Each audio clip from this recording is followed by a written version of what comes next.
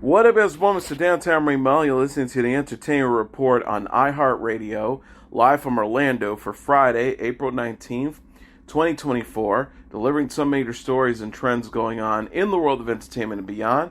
You can follow the show on Facebook, Twitter, or Instagram, facebook.com/The Entertainment Report with Ray Melo, that's RAYMELO, on Twitter at The Enter Report, or on Instagram at The Entertainment Report. You can listen to the show anytime you want on iHeartRadio. Just go to iHeart.com or your iHeart phone app, search for The Entertainment Report, and it'll take you to the page. The BAFTA Film Awards will return in February 2025. The 78th Annual British Academy Film Awards will be held February 16th, 2025 in London. The award show will take place 2 weeks before the 97th Annual Academy Awards, scheduled for March 2nd. The ceremony will again be held during the Berlin Film Festival, which runs February 13th to the 23rd in 2025. The full timeline and more details will be announced in the coming months. The British Academy of Film and Television Arts, BAFTA, presents BAFTA Film Awards to honor the best in British and international contributions to film. The 77th Awards show took place on February 18th at the Royal Festival Hall in London. Oppenheimer and Poor Things were among the big winners. Magnet Releasing released the trailer for the horror film What You Wish For on Thursday. The film opened in theaters and digital video on demand May 31st. Nick Stahl plays Ryan, a struggling sous chef, visiting his friend Jack, played by Brian Gore, in South America. When Jack dies by suicide, Ryan assumes his identity to take a catering job.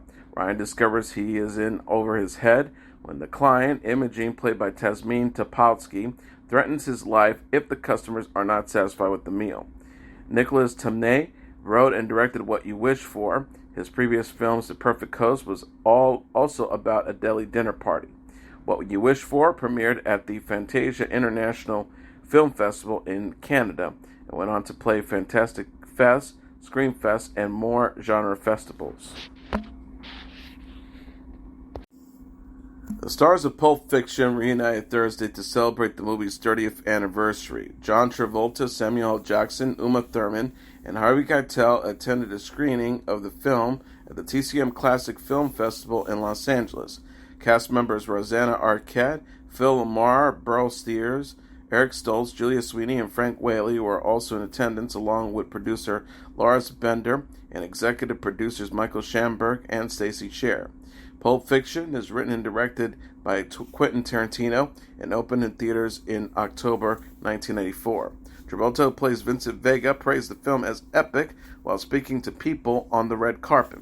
The actor said it was epic and it evolved. The audience made this movie what it was, and it wasn't overnight. It took about a year of evolution. In those days, movies stayed in the theaters for a year, so by the end of the year of it was planetarily epic. Thurman, who played Mia Wallace, shared similar sentiments during a panel with Travolta, Jackson, and Keitel. The actor said it changed cinema, so it's almost hard to have it sink in. I feel like I've had an evolving and beautifully growing relationship with Pulp Fiction all my life. It changed cinema, and it changed every filmmaker I met since. Reports surfaced Wednesday that Tarantino had scrapped The Movie Critic as his 10th and final film.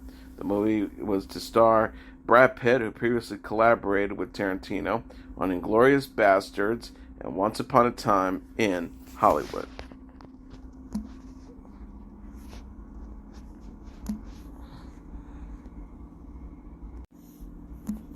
Netflix announced the new series Last Samurai Standing. The streaming service said in a press release Thursday that it is developing the show with Japanese actor Junichi Okada, who plays the lead role and also serves as producer and action choreographer. Mashito Fuji will direct. Last Samurai Standing is based on the Shogo Imamura novel Ikusagami, which was previously adapted as a manga series. The show presents an intriguing tale of survival and honor set against the backdrop of an epic battle royale. The official synopsis reads, set in the late 19th century during the Meiji period, The Last Samurai Standing takes place at the Tenryuju Temple in Kyoto. Come nightfall, 292 skilled workers gathered, lured by the promise of a grand prize of 100 billion yen. Among them is our protagonist, Shijiro Saga, played by Okasa, who entered this dangerous game with one goal, to save his ailing wife and child. An official synopsis reads, Last Samurai Standing strives to reflect the, quote, timeless allure of samurai tales and the enduring spirits of those who lived through these times. Imimura said in a statement, I wrote Ikusagami with the intention of making a historical novel that could be enjoyed worldwide. When Netflix approached me, I was overjoyed, and having Junichi Okada in the lead role was a dream come true and a nightmare. And having Junichi Okada in the lead role was a dream come true, as I envisioned as Shijiro while writing. Fuji added, we created a unique world with an ensemble cast. We feel a responsibility to deliver something unprecedented. I'm glad for these opportunities to take an amazing story, cast, and visuals, and create a work for Japan and the world to see. Okada is known for such films as Kisarazu's Cat's Eye, The Eternal Zero, A Samurai Chronicle, and Samurai Promises.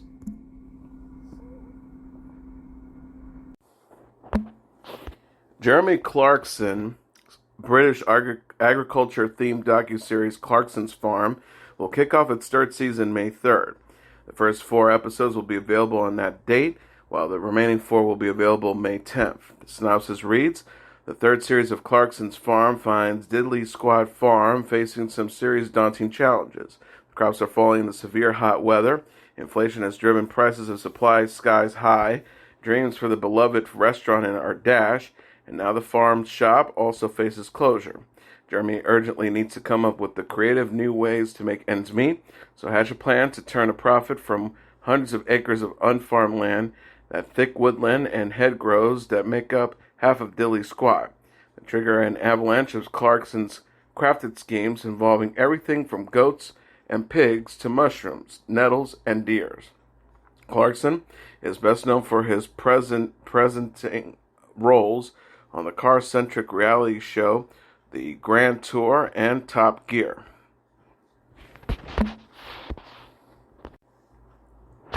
Robert Taylor is set to play a recurring role on CBS's new series NCIS Orgins.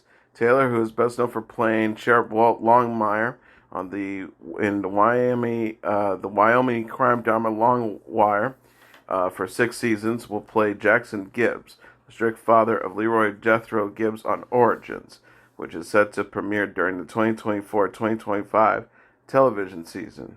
Mark Harmon will play Jethro in the original NCIS series, which features the late Ralph Waite as Jackson.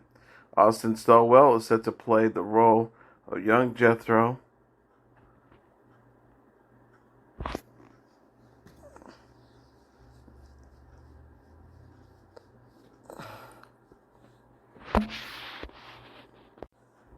Austin Stowell is set to play the role of young Jethro in the upcoming NCIS prequel, which takes place in the 1990s.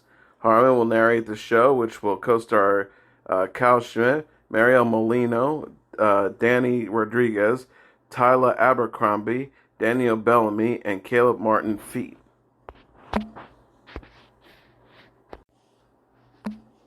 The adaptation of Bershada's beloved Fallout video game series is getting a second season on Prime Video.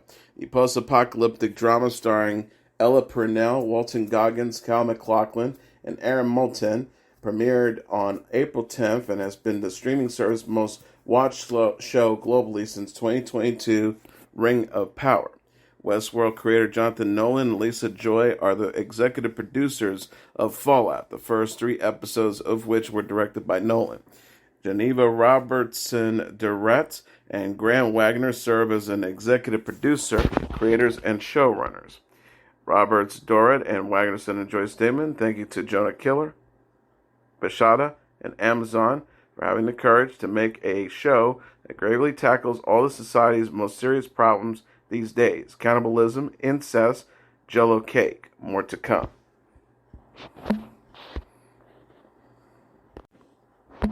Iskra Lawrence is going to be a mom too. The 33-year-old British model is expecting her second child with her boyfriend Philip Payne. Lawrence shared the news Thursday on Instagram alongside a photo of herself with Payne and their 4-year-old son, Alpha. She captioned the post, 4 years later, we are finally going to be a family of 4. Lawrence showed her support for other people hoping to conceive, remarking on, 1 in 6 people are affected globally by infertility. Infertility. And 1 in 4 women experience miscarriage, pregnancies, and stillbirth. She says there's nowhere near enough support, education, or going research into women's health, so let's continue to end the shame, the stigma, and the silence. Lawrence and Payne started dating in 2018 and welcomed their first child, Racer, April 2018. They welcomed their son in April of 2020. Lawrence voiced her love for Payne in a tribute at his birthday in January. Said, "Happy birthday, my love. Every day I thank God for you, for our family, and our life together. The way you showed up as a daddy could make me cry every day, all day, just looking by the way you make him smile and giggle and know he wants to grow up to be like his daddy." So, she wrote, "The way you uplift me and inspire others to keep me motivated to live in my sole purpose.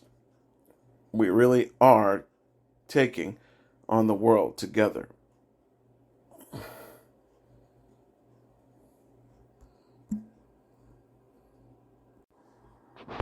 Celebrity couple Ashanti and Nelly are engaged and expecting their first child together. The Grammy-winning singer shared the news Wednesday in a statement to Essence. Ashanti said, "This new year of my life is such a blessing full of love, hope, and anticipation. Motherhood is something that I have looked forward to and share this with my family, fiance, and loyal fans who have been so supportive of my career. Is an amazing experience." Ashanti and Nelly confirmed her pregnancy in a video for Frove, the diagnosis company that they could use with Amy Beckley that provides at-home tests and prepares them looking to conceive. The video shows Ashanti preparing to perform at the Barclay Center in Brooklyn, New York. As her team calls for her and asks how much more time she needs, Ashanti emerges and says, "I need about 9 months."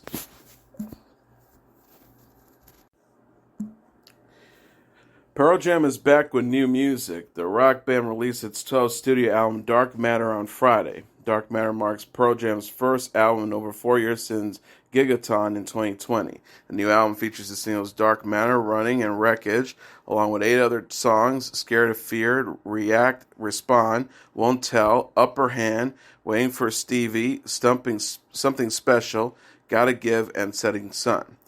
Dark Matter is produced by Andrew Watt. Pearl Jam Stone Gossard discussed working with Watt during an interview Wednesday on the Kyle Meredith With podcast. The guitarist says, "I think this record was an energizing experience for everyone. It was a little bit of a journey, but working with Andrew, I think Andrew really made a difference by his natural talent as a producer and a fan. It would be cool to do more." Pearl Jam will promote Dark Matter with the New World Tour that begins May 4th in Vancouver, Canada, and will conclude November 21st in Sydney, Australia. Taylor Swift is back with new music. The 34-year-old singer-songwriter released her 11th studio album, The Tortured Poets Department, on Friday. Swift surprised fans by following up with a double album, The Tortured Poets Department, The Anthology, an extended version of the original album featuring 15 additional songs. The Tortured Poet Department features the singer Fortnite featuring Post Malone, which Swift released a music video for on Friday. Other songs included the title track, The Tortured Poets Department, which references fellow singer Charlie Puth, and Florida, featuring Florence and the Machines. The anthology version features Thank You, Almy, a song that appears to compare Kim Kardashian to a high school bully. Swift and Kardashian clashed in 2016 after Kardashian's then husband, rapper Kanye West, referenced Swift in his song Famous. The Torture Poets Department, Swift said, an anthology of new works reflects events, opinions, and sentiments from a fleeting and fatalistic moment in time, one that was both sensational and sorrowful in equal measure. She also added by saying this period of the author's life is now over, the chapter closed and boarded up. There is nothing to avenge, no scores to settle once wounds have healed, and upon further reflection, a good number of them turned out to be self-inflicted. This writer is of the firm belief that our tears become holy in the form of ink on a page. Once we have spoken our sadness story, we can be free of it all, and then all that's left behind is the torture poetry. The Torture Poets Department is Swift's first album of new music since Midnights in 2022. She re-released 2 re-recorded albums in 2023, Speak Now, Taylor's Version, and 1989's Taylor's Version. And finally, here are the top 10 songs on the Billboard Hot 100 sales charts for the week of April 20th. Number 10, Noah Kahan with Stick Season. Number 9, Future, Metro Boomin, Travis Scott, and Playboy Carti with Type Shit. Number 8, Ariana Grande with We Can't Be Friends. Number 7, Jack Harlow with Loving on Me. Number 6, J. Cole with 7 Minute Drill. Number 5, Beyonce with Texas Hold'em. Number 4, Teddy Swims with Lose Control. Number 3, Benson Boone with Beautiful Things. Number 2, Hozier with Too Sweet. And the number 1 song in the Billboard Hot 100 sales charts for the week of April 20th, Future, Metro Boomin, and Kendrick Lamar with Like That. And that is your entertainment report for Friday, April 19th, 2024. I'm your host, Mr. Downtown Melo. I'll be back on Monday to deliver some major stories and trends going on in the world of entertainment and beyond. You can follow the show on Facebook, Twitter, or Instagram.